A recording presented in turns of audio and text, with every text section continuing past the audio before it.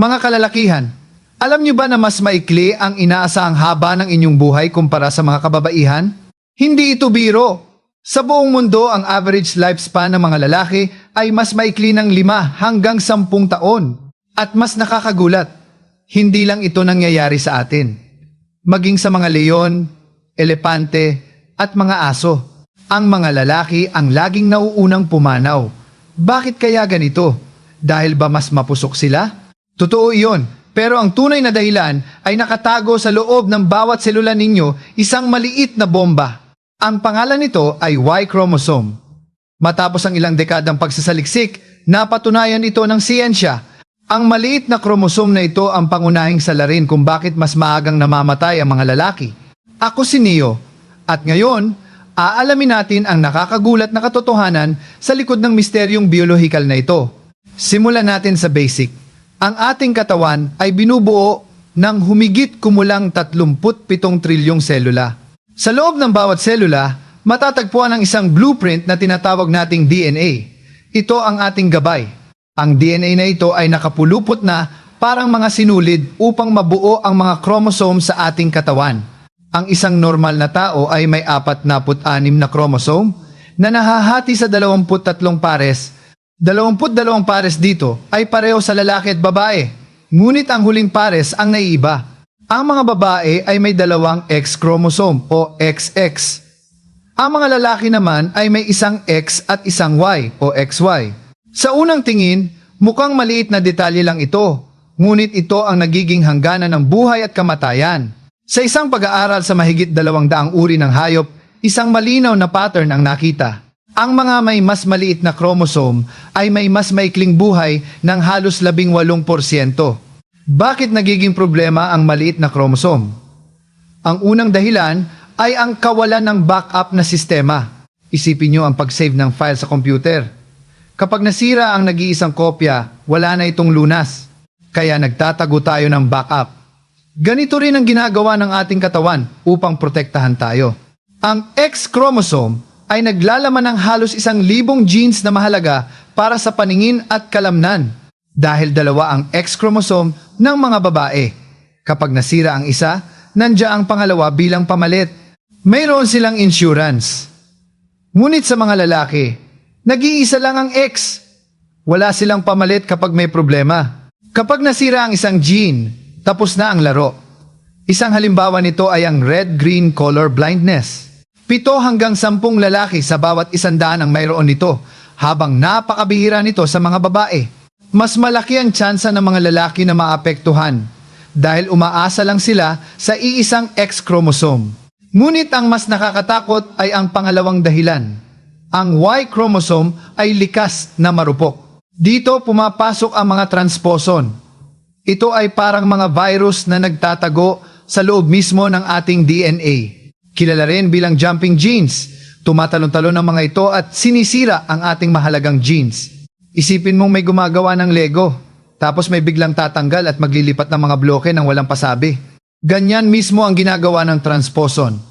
Nadiskubre ito noong dekada 40 sa mga butil ng mais. Halos kalahati ng ating DNA ay binubuo nito. Kapag nagising ang mga ito, magdudulot ito ng matitinding sakit. Bakit mas mahina ang Y chromosome laban dito? Ayon sa pag-aaral, ang Y ay puno ng natutulog na DNA. Ito ay parang bodega na walang guwardya. Napakagandang lugar para magtago at dumami ang transposon. Nang galawin ang Y chromosome sa lab, naapektuhan din ang ibang chromosome, nagiging pugad ito ng gulo. Ang 2 X ng babae ay nagsisilbing panangga, habang ang Y ay parang islang walang kalaban-laban. Ngunit may isa pang nakakagulat. Hindi lang pala ang Y chromosome ang dahilan ng maagang pagkamatay. Sa mga eksperimento sa daga, natuklasang ang mga selulang panreproduksyon ay may malaking epekto rin. Ang mga selula ng babae ay nagpapahaba ng buhay, habang ang sa lalaki ay nagpapaikli ng buhay. Parang makina ng sasakyan na nakakaapekto hindi lang sa gasolina kundi sa itatagal ng buong sasakyan. Gumawa ang mga siyentipiko ng 4 na magkakaibang kombinasyon ng chromosome at organs sa mga daga. Ang resulta, mas tumagal ang buhay ng mga may XX chromosome kumpara sa mga may XY, anuman ang organ nila. Ngunit ang pinakamatagal mabuhay, ay ang mga may XX chromosome at mga ovaryo. May mga hormone mula rito. Lalo na sa katandaan, malaki ang kalamangan nito. Marahil dahil kailangang mabuhay ng ina para sa anak. Kaya bakit napakabuti ng dalawang X chromosome?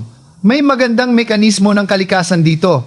Kahit dalawa ang X ng babae, hindi ginagamit ng bawat selula ang parehong chromosome.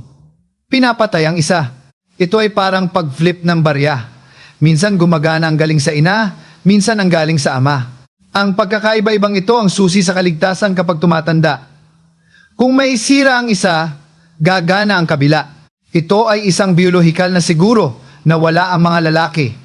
Dahil iisa lang ang X nila. Walang backup, walang plan B, kaya mas madaling maapektuhan ang mga lalaki ng mga sakit habang tumatanda.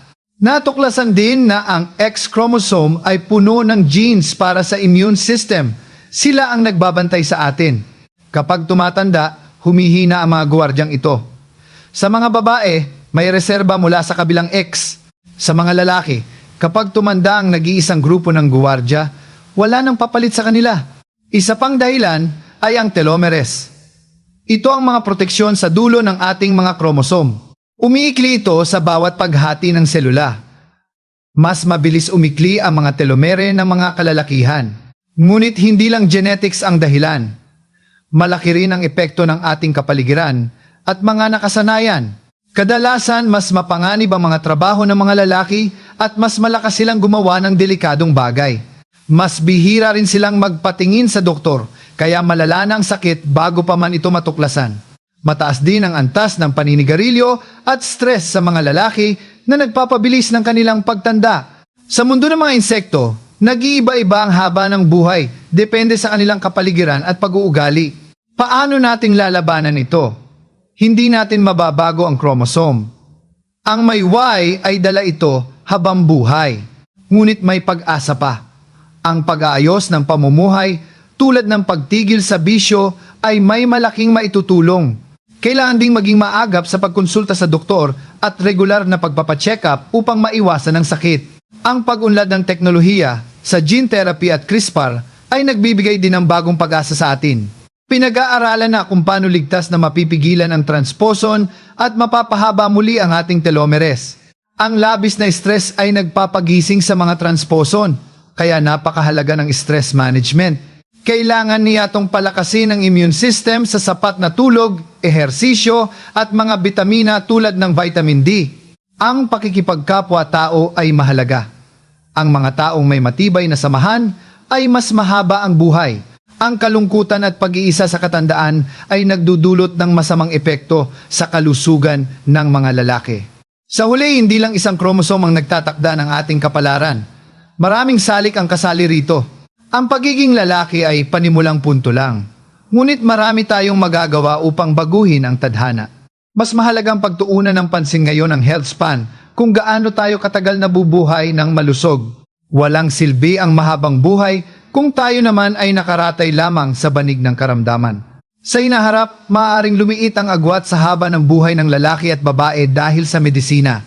Ngunit magiging pantay ba ang pagkakataong ito para sa lahat ng antas ng ating lipunan? Habang naghihintay ng himala, ang pinakamahalaga ay ang mga desisyong ginagawa nating araw-araw. Ang ating mga gene ay hindi sumpa. Ang malusog na buhay ay kayang talunin ang masamang gene. Lalaki ka man o babae, magsimula ka na ngayon. Alagaan ang katawan at iwasan ang mga bisyo. Ang mga maliliit na pagbabagong ito ay magdadagdag ng maraming taon na puno ng saya sa iyong buhay. DNA ang nagbigay ng simula, pero tayo ang tatapos ng karera. Handa na ba kayo? Ako si Neo. Paalam!